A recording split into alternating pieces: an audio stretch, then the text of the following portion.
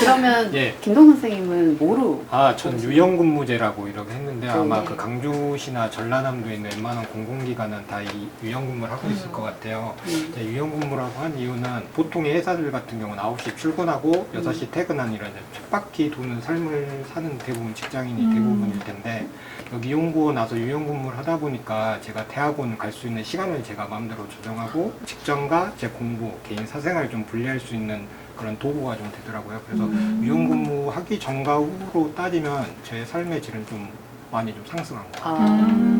그래서 네. 내사심도 비교하면 그때에 비해서 훨씬 더 올라가요. 예, 맞습니다. 그거 하기 전에는 네.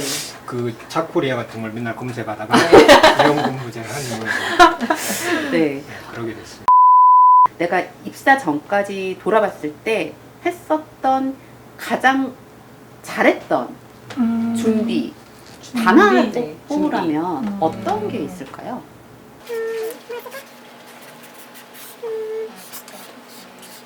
네.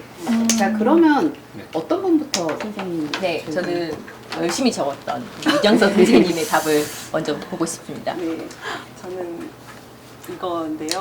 아. 네. 이게 모르겠어요. 이렇게 말하면 꼰대 소리 들고. 뭐 네. 근데 네. 사실 8년 차면 이제 뭐 네, 그렇죠. 네. 선생님 혹시 뭐 네. 재단에서 혹시 낙대 적은 아니신 저 거죠? 낙대. 좀 이미 발 담근 것 네. 같아요. 근데 저는 이제 그 굉장히 방황을 많이 했어요. 여기 오기 전에 일찍 들어온 편이 아니거든요.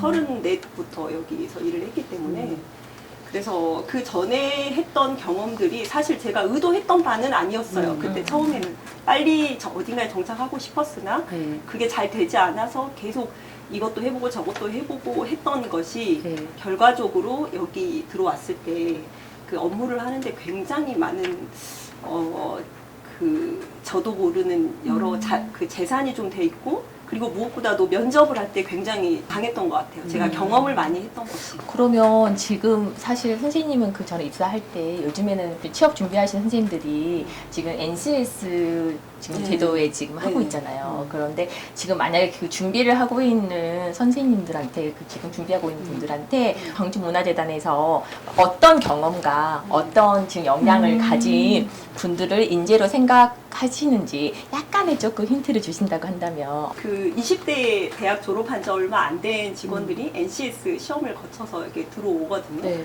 그 저보다도 더 훨씬 더 열심히 살았을 거라고 가히 추측이 될 만큼 화려한 자격증과 그 성적 관리 정말 성실하고 굉장히 책임감 있고 그래요. 네. 근데 이제 한 가지 이렇게 조금 아쉬운 거는 그 결국 우리 재단은 지역의 문화예술 생태계를 좀 보존하기 위해서 만든 기관이거든요. 그래서 현장에 있는 예술인들을 좀 이해할 수 있는 그런 경험이나 사람 좋아하는 그런 마음 이런 게 있으면 좋겠다는 생각을 개인적으로는 항상 해요. 근데 워낙에 치열한 시대를 살다 보니까 그런 데까지 신경 쓰기에는 좀 그 바쁘지 않았나. 네. 별거 아니어도 그냥 축제 현장에서 뭐 스텝 한 번이라도 해본 거랑 안 해본 거랑 네. 그래도 일을 대하는 마음이 조금 다른 것 같아요. 네.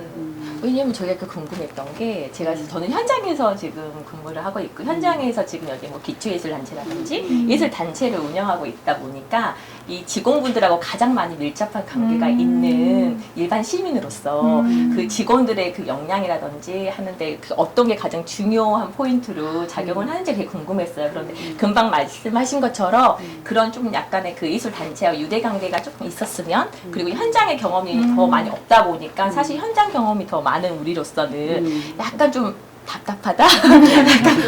저 하고 싶은 네네네. 답답하다? 막 이런 것들이 있어서 네. 지금 이제 혹시나 네. 취업 준비하시는 분들한테 조금의 힌트를 주셨으면 저희가 또 네. 네, 그럼에도 불구하고 NCS 시험에 높은 점수를 따는 것을 입사의 중요도의 비율로 만약에 말씀해 주신다면 100% 환율로 했을 때 몇 점 정도로?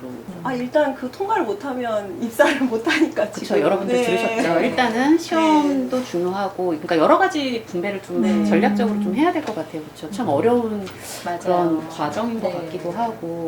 이제 그 전에 여러 이렇게 원서들을 써가지고 떨어진 경험들이 많이 있거든요. 아, 네. 저도 여기 많아요. 오기 전에. 네.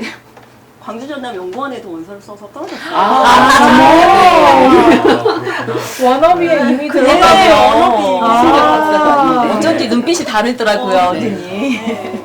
아, 네. 어떻게 거기에 들어가시? 우선은 먼저 키워드를 먼저. 저는 예. 이제 논문이라고 썼는데요. 키워드를 논문이라고 한 이유는 나중에 거기 이제 문화전문대학원에서 오시는 학생분들이 어떤 직업을 갖든 간에 직장인이 되든 간에 보고서는 어찌됐든 쓰셔야 될 거예요. 근데 보고서를 쓴 제일 처음에 시작은 이제 자료를 모으는 거거든요. 그래서 이 자료를 모으고 이 가진 자료를 내가 어떤 식으로 구성하고 하나의 글을 만드는 과정이 가장 중요한 것 같아요. 특히 저희 연구원 같은 경우에는 현장에서 일을 하진 않아요. 저희는 그러니까 좀 노잼일 수 있는데 책상에 앉아서 그 여러 가지 그 자료라든가 법이라든가 그 지자체에서 여러 가지는 뭐 조례라든가 규정 이런 것들을 한데 모아서 그냥 하나의 논문 같은 보고서를 만드는 기관들이에요. 분석적인 사고나 네. 아니면 자료 수집 능력이나 아니면은 비판적 관점을 보고서에 담는 그런 능력이 되게 중요한 건 알겠는데 네네.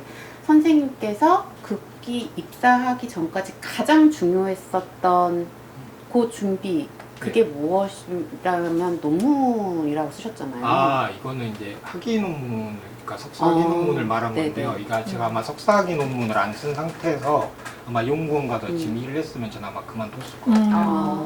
네. 그러니까 논문을 한번 써봤기 때문에 이 연구원이 어떻게 돌아간지도 알고 보고서가 어떤 방식으로 써졌는지도 알기 때문에 저는 그러니까 연구 혹시 직을 지원하게 될 경우라면 뭐 학위 논문이 됐든 소논문이 됐든 간에 한 번쯤은 자기한 논문을 한 번씩 좀 써봤으면 네. 좋겠습니다. 그게 정말 나중에 큰 도움이 돼요. 맞아요, 예. 맞아요. 그 논문이라는 글은 되게 구조적인 글이라서 네.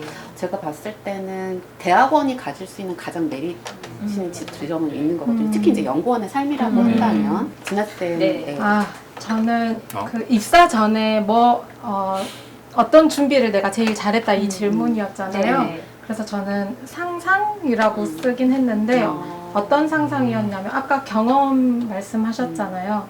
저는 정말 지금 제가 일하고 있는 일터에서 정말로 일하기 원했고 그랬기 때문에 그 기관에 대해서 공부를 많이 했어요. 그 기관은 어떤 기관이고 누구를 타겟으로 하는 기관이고 그 타겟과 어떤 활동을 하는지 그런 것들을 열심히 준비했고 그러면 내가 가진 메리트들, 내가 가진 경험들이 이 조직과 어떻게 매치될 수 있을까를 많이 상상했거든요. 그래서 자소서를 쓸 때도 나는 이러한 경험이 있고 이 조직에 와서 이런 것들을 하는 상상을 했다라는 식의 자소서를 썼어요. 근데 제 자랑입니다만 그 면접에서 모든 사람들이 저분은 반드시 뽑아야 됩니다. 이렇게 만장일치로. 만장일치로 네. 제가 뽑혔대요. 네. 그래서 그 부분은 정말 내가 잘 준비한 부분이다라고 자신 있게 이야기할 수 있을 것 같아요.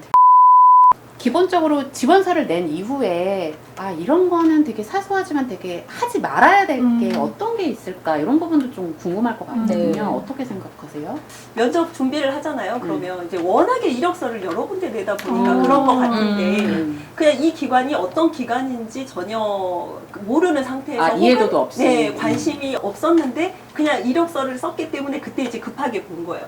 이제 그러다 보니까 그 자기가 준비한 대답들이 이 기관에서 대답해도 되고 여기서 대답해도 통하고 여기서 통하는 그냥 똑같은 그런 대답을 준비를 해오는 거예요. 근데 사실 여기서 기다리는 사람들은 우리 재단에 대해서 얼마나 알고 있니? 너 진짜 우리한테 관심 있었어? 그동안에?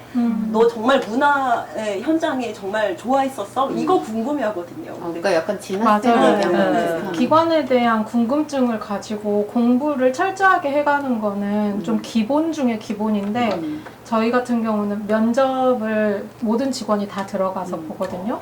그래서 저도 면접에 많이 들어갔었는데 전혀 공부되지 않은 상태로 3디자인 센터가 뭐 하는 곳인지도 제대로 알지 않고 온다면 그럼 가만히 있어봐. 전 직원이 들어가서 면접을 본다고요? 네. 상사들이나 이렇게 들어오는 게 아니고 다 들어가요. 하더라고. 특이하더라고요. 직원들도 다 들어가고 주요 심사위원분들도 계시고 외부 그리고 심사요? 네, 외부 심사분들도 계시고 그래서 진짜 심사도 하시는 거예요? 네, 직원들이? 네, 그래서 면접이 끝난 다음에 추천자 명단을 1, 2, 3위로 해서 넣고 그리고 왜 내가 이 사람을 추천하는지도 모든 직원이 다 써요. 그 분위기가 어때요? 면접 분위기가? 면접 분위기는 저희가 항상 그 편안하게 해드리려고 노력하긴 하지만 4분에서 5분 면접 보시는 분이 앉아 있고 20에서 25 또는 30명까지도 앉아 있는 면접장이어서 네. 이제 긴장할 수밖에 없으시긴 하죠. 공청회 네. 같은 그런. 아 그렇지는 않아요. 근데 막 저희는 면접 질문들이 자신을 동물로 표현한다면 이런 재밌는 질문도 있고 그러거든요. 그래서 상상이 그런 재밌는 질문도 있고 그래서 기본적으로 자기 소개를 PPT로 5분 정도 하게 하거든요. 근데 발표를. 근데 선생님 말씀하신 것처럼 3디자인 센터에 전혀 관심은 없는데 그냥 자기 이야기만 계속하고 내가 이 기관이랑 얼마나 맞을지에 대해서 전혀 상상 없이 오면 당연히 낮은 점수를 받을 수밖에 없죠.